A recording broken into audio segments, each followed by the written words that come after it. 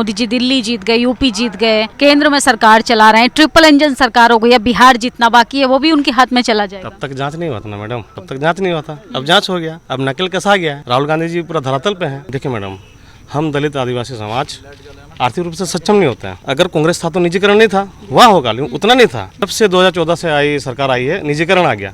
निजीकरण में कौन दलित आदिवासी तो नहीं ना, पूंजीपति नहीं ना है। हाँ, कौन कितना बिजनेस लाइन में जा सकता है? इस पर भी कंट्रोल हुआ है। ST SC OBC को कुर्सी पर बैठा दो तब सही है सब कुछ, जैसे ही कोई मेरिट के आधार पर जाता है तो आपको बुरा लगता है। मैडम, जो आज नरेंद्र मोदी बैसाखी में है, किस आधार पर है? हाँ? उनका क्या नारा था 400 पार का, और उन्हीं का मंत्री जो है, कुछ मंत्री सांसद क्या बोलते थे, 400 पार लाइए, हम संविधान बदल देंगे। उन पर क्या कार्रवाई हुई? इन्होंने संविधान, मनुवादी विचारधारा के लोग हैं, इन्होंने संविधान को चले सडनली हटा नहीं पा रहे, लेकिन संविधान को तो नहीं मान रहे ना। अब दलितों को मंदिर नहीं चाहिए। मैडम, अभी दलित जागरूक हो चुकी है।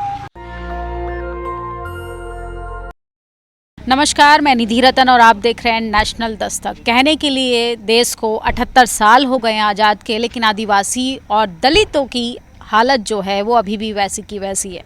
हाँ, भले ही होर्डिंग बैनर पर बेहतर का लगातार एग्जाम्पल देने वाली राजनीतिक पार्टियां तरह तरह की बातें करती हैं, लेकिन NCRB के आंकड़े चीख चीख कर कुछ और बयां कर रहे हैं। सोचिए, कई तरह की चुनौतियां हैं दलित पिछड़े आदिवासियों के सामने। इसी पर मेरे साथ एक खास मेहमान हैं, झारखंड से आए हैं, और सोचिए बिहार का चुनाव भी सर पर है, इस पर भी बातचीत करेंगे। पहले बातचीत करते हैं कि दलितों की स्थिति कितनी सुधरी है। सर, पहले तो आप अपने बारे में थोड़ा सा बताइए दर्शकों को। बहुत बहुत धन्यवाद आपका, खासकर हमारे जो मेन मीडिया को संभाले हुए, चौथा स्तंभ को संभाले हुए शंभू भाई को, है ना, नेशनल दस्तक को, उनके पूरा टीम को बहुत बहुत धन्यवाद। और कटिहार जिला के कदवा में आप लोगों का सबका मोस्ट वेलकम।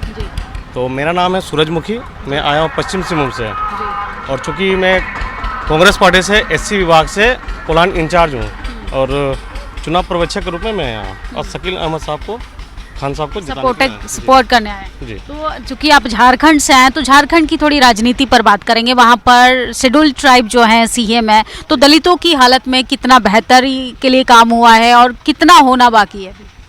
नहीं, हुआ है और हो भी रहा है। चूँकि वहाँ पर एक मैया सम्मान योजना जो चल रही है, ठीक है ना, कहने को तो जो विपक्षी दल है कि 2500 रुपये क्या होता है, लेकिन आप जो रूरल क्षेत्र में जाइए, एकदम ग्रामीण क्षेत्र में, उनके लिए 2500 रुपये बहुत बड़ा बात हो जाता है ना। किसी बच्चे को आपका फीस देना हो, जो महिलाएं वहाँ का जो ट्रैवल में रहे हैं, दलित महिलाएं, उनका अपना ज़रूरतमंद का सामान के लिए कम से कम वो 2500 रुपये उनका मतलब वरदान साबित हो रही है। और अभी वहाँ पर जो स्कूली छात्र बच्चे हैं, उनको साइकिल वितरण बहुत ज़्यादा हुआ। बहुत ये नहीं जिस प्रकार से विपक्षी आपका BJP उसको हवा में दिया, गोगो दीदी का नाम दिया, लेकिन वो धरातल पर कोई काम किया तो हेमंत सोरेन ने किया, महागठबंधन सरकार ने किया, माननीय राहुल गांधी जी ने किया। ठीक है, झारखंड के बाद बिहार विधानसभा में क्या इस तरीके का रुख देखने के लिए मिलेगा, क्योंकि आप खुद महागठबंधन को सपोर्ट करने के लिए यहाँ पर काम कर रहे हैं? जी निश्चित रूप से। यहाँ पर जो हम लोग सर्वे में जा रहे हैं, धरातल में जा रहे, ग्रास रूट में जा रहे हैं, तो वहाँ पर कहीं ना कहीं महागठबंधन का पूरा जोर है ना, पूरा हवा है। एक समय जो अब उस समय जो हवा था मोदी जी का 2014 में, उससे बेहतर यहाँ पर देखने को मिल रहा लहर, महागठबंधन का लहर। ठीक है, और हमारा जो प्रत्याशी है कदवा के, उनका तो प्रचंड बहुमत ये से उनका जीतना तय। ये तो आप एक इंडिविजुअल कैंडिडेट की बात करें, बिहार में मोदी जी खुद रोड शो करने आ रहे हैं। सोचिए, किसी चुनाव में अगर मोदी जी मैदान में उतरते हैं, वो चुनाव जीतना निश्चित होता है। इस पर क्या कहेंगे? मैडम, वो कैसे चुनाव जीतते हैं वो आपको भी पता है। हमारे परम आदरणीय जो राहुल गांधी जी हैं, किस प्रकार से उनका काला चिट्ठा खोले हैं, वो सबको पता है। ठीक है, और वो अब नकेल कसा जा चुका है, वो अब संभव नहीं है। जो यहाँ ईवीएम वाला जो मुद्दा है, वो गड़बड़ियों का मुद्दा है, वो वाकई में फैक्ट साबित होगा कि ये सिर्फ विपक्ष की हवा है? 100% फैक्ट साबित होगा। आप इसका नतीजा आप देख लीजिएगा, बिहार चुनाव। ठीक है, अब मेरा पर्सनल जो हम सोच रहे हैं, जो मेरा विचार है, जैसे ही यहाँ पर आपका बिहार में इंडिया महागठबंधन सरकार का जैसे सरकार बनता है, तो आपको इसका असर सेंट्रल में देखने को मिल जाएगा। ये आप लिख लीजिए, आज का डेट में आप लिख लीजिए। क्या ब्लूप्रिंट है आपके पास? मोदी जी दिल्ली जीत गए, यूपी जीत गए, केंद्र में सरकार चला रहे हैं, ट्रिपल इंजन सरकार हो गई है, बिहार जितना बाकी है वो भी उनके हाथ में चला जाएगा। तब तक जांच नहीं होता ना मैडम, तब तक जांच नहीं होता। अब जांच हो गया, अब नकल कसा गया है, राहुल गांधी जी पूरा धरातल पे हैं, रोड पर हैं, आपको रिजल्ट आप सामने में आ जाएगा। मतलब जो राहुल गांधी लगातार विस्फोटक कर रहे हैं, आइटम बॉम्ब फोड़ रहे हैं, वो चुनावी असर दिखाएगा एकदम 100%। खासकर जो माननीय राहुल गांधी जी है, अब जो पहले होता था मान्यवर कांसीराम का जो ये था थॉट था बहुजन को लेके बहुजन हित है बहुजन सुख है, जिसकी जितनी संख्या भारी उसकी हिस्सेदारी, वो ट्रिप को लेके माननीय राहुल गांधी चल रहे हैं। दलित जैसे मान के चलिए, हमारे अनुसूचित जाति से परम आदरणीय खड़गे साहब हैं राष्ट्र में, ठीक है।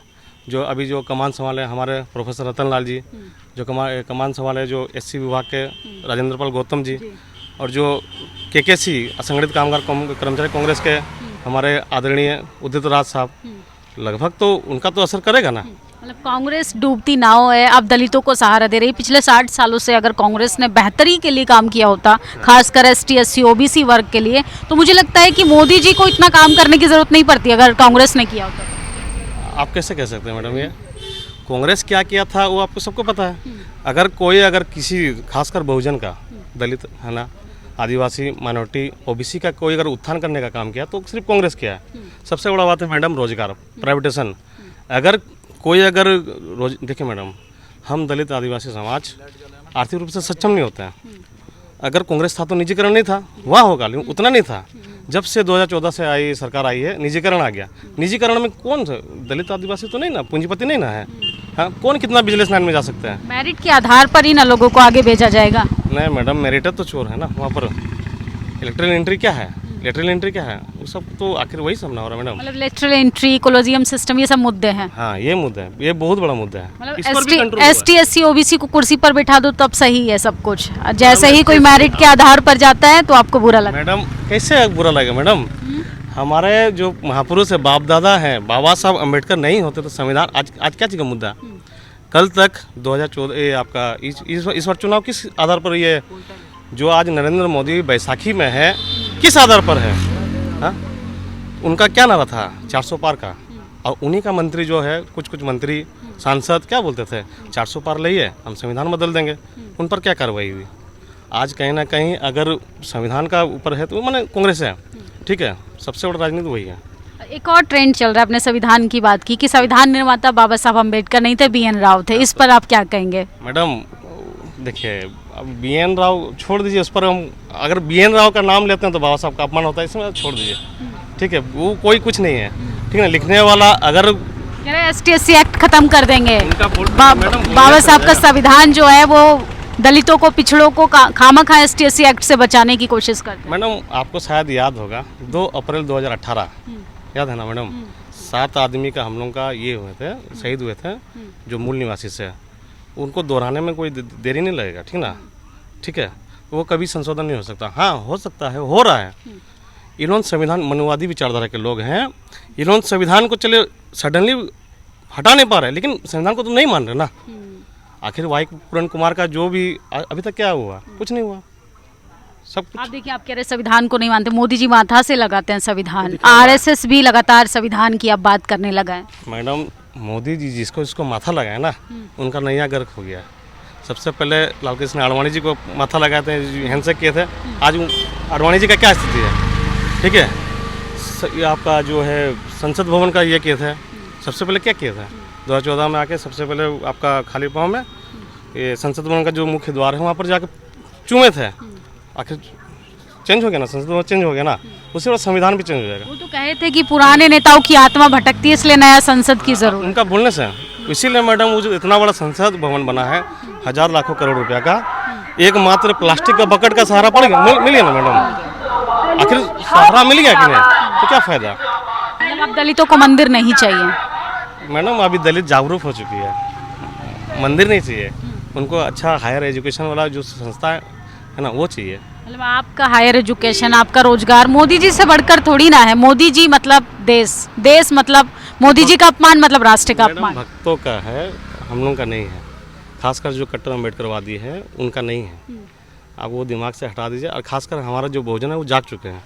अब बहुजन जो है वो नीली क्रांति के चक्कर में गुंडागर्दी करता है। कौन करता है? लगातार आप सड़कों पर उत्पाद मचाते हैं। नीली क्रांति के चक्कर में आप मनुवादी लोग जिनको कह रहे हैं, सवर्ण लोगों पर खामखा ST SC एक्ट में उनको फंसाने की कोशिश करते हैं। कितना को मिला है ST Act? ऐसे लोग कहते हैं। हम बता रहे हैं, आप अच्छा बोले मैडम, याद दिला दिया। चक्रधरपुर में एक घटना घटा था, हम समूह जी को भी हम उसका ये कहते हैं, ये दुर्गा पूजा का विसर्जन का बता रहा हूँ मैं। 7 लड़कों को वहाँ पर भुजाली मारा गया था, ऑन रिकॉर्ड में बता रहा हूँ, ठीक है। मैं जहाँ रहता हूँ जगन्नाथपुर विधानसभा में, हम वहाँ पर चक्रधरपुर विधानसभा जाके वहाँ पर जो भी वहाँ पर अपना समाज के लोगों से मिले थे, और 3 आदमी को वहाँ अभी भी जेल में, उनको जेल जो भी हुआ जेल में वो रिमांड में लिए गए थे। तो उन पर क्या एट्रोसिटी एक्ट लगा क्या, थोड़ा पता कर लीजिए। डोंगापोसी चक्रधरपुर का केस को लेकर, और वहाँ पर ये बोला गया कि तुम लोग घसिया सब हो, जाके तुम लोग गू फेंको, इतना बड़ा बात हो गया। इसका शिकायत हमने प्रशासन के द्वारा ये सब बोला जाता है। नहीं, प्रशासन के द्वारा नहीं, मनुवादी जो कट्टरपंथी लोग हैं उनके द्वारा बुलाया जाता है। तो चूंकि अभी समाज होना चक्रधरपुर का आदमी लोग जान गए हैं, तो वैसा भी सब जगह जागरूक हो रहे हैं मैडम। चलो ये तो दलितों की दशा और दिशा पर बात की। बिहार में क्या होने वाला है? मोदी जी बाजी मारेंगे? क्योंकि लगातार ST SC OBC के मुद्दे पर तमाम पार्टियां जो है चुनाव रणभूमि में उतर आई हैं। ST SC OBC अब समझ चुकी है, ठीक है। अब उस पर जुमले पर नहीं आएगी, ठीक है। मोदी जी तो खुद OBC बेटा हैं। वो जब चुनाव आता तब OBC के बेटे हैं, उसके बाद कहाँ है वो सबको पता है, किस विचारधारा से है उनको पता है, ठीक है। तो आपको लगता है कि कांग्रेस जिस तरीके से लीड ले रही है ST SC OBC और संविधान बचाने को लेकर, वाकई में बदलाव होगा? 100% बदलाव होगा मैडम। बिहार में सरकार बदलेगी? हाँ, बिहार में भी बदलेगी और केंद्र में भी बदलेगी। ये बहुत बड़ा फैक्टर है। मोदी जी 29 का प्लान लेकर बैठे हैं, 47 तक कहीं नहीं जाने वाले। उनका छोड़िए, उनको जब रिटायरमेंट देने रहता है तो दूसरा नेता को देते हैं, जब खुद पर आती है तो उनका नियम चेंज हो जाता आप है। इतनी सारी कमियां और खामियां गिनवा रहे हैं। मोदी जी में अगर इतनी ही दिक्कतें होती, तीसरी बार प्रधानमंत्री थोड़ी ना बनते। सीट थोड़ा आगे पीछे हो सकती है। मैडम, अमरपुरा का सीट क्या हुआ था, जो आपका 7 फीट का, माननीय राहुल गांधी जी 7 फीट का ऑन रिकॉर्ड लाइव टेलीकास्ट करके जो दिखाए हैं इंदिरा भवन में दिल्ली में, वो क्या था मैडम? एक घर में एक घर है, वहाँ पर 81 आदमी का वहाँ रहना, वो कैसे पॉसिबल है मैडम? जो मर गए हैं उनका नाम से वोटिंग होना, वो कैसे पॉसिबल है? ब्राजीलियन मॉडल जो है वो वोटर लिस्ट पे देखने के मिले रहे, ये उपलब्धि मानिए ना मोदी सरकार में। आपको ऐसा कहीं देखने के लिए मिलता? बोलने से है, ऐसे कुछ नहीं है ना। चुनाव आयोग का उनका 60 घाट है, इसलिए उनका उतना डंके के चोट में वो बोल रहे हैं, जो कि अब नहीं चलेगा, है ना। अब बहुजन जाग चुका है। अब बहुजन जाग चुका है, 100% है। तो बहुजन अब धर्म के नाम पर वोट करेगा कि विकास के नाम पर? विकास के नाम पर, शिक्षा के नाम पर, है ना, बाबा साहब के नाम पर करेगा। और सही में किताब कलम चाहिए अब। सही में किताब कलम चाहिए। तो क्या कहेंगे युवाओं को? क्योंकि युवा तो सबसे ज्यादा, जिनको जेनजी कहा जाता है, लगातार वो तो रील्स बनाने में व्यस्त हैं या धर्म को बचाने में व्यस्त है, उनके लिए क्या मैसेज दें? वो घटना घटा था ना, यहाँ से नेपाल कितना किलोमीटर है, लगभग कितना किलोमीटर होगा? कम से कम 100 किलोमीटर। जेनजी का जो आप नाम लिए, यहाँ से मात्र 100 से 150 किलोमीटर में वो घटना घट चुकी है, ठीक है।